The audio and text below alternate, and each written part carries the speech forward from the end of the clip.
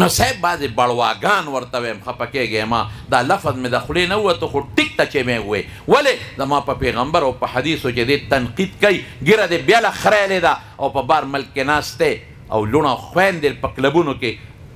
ناچتے ہیں مالا به غصه په پیغمبر نه راځي دا یو سازش روان دی نن ملا سپک کا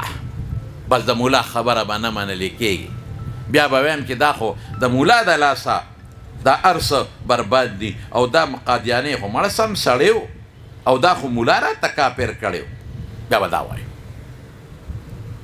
مولا نه دی کافر کړی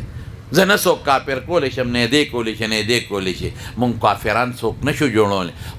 خدای او رسول چې چاته کافر ویلي زما دا ذمهداري ده چې درته ووایم چې دا دی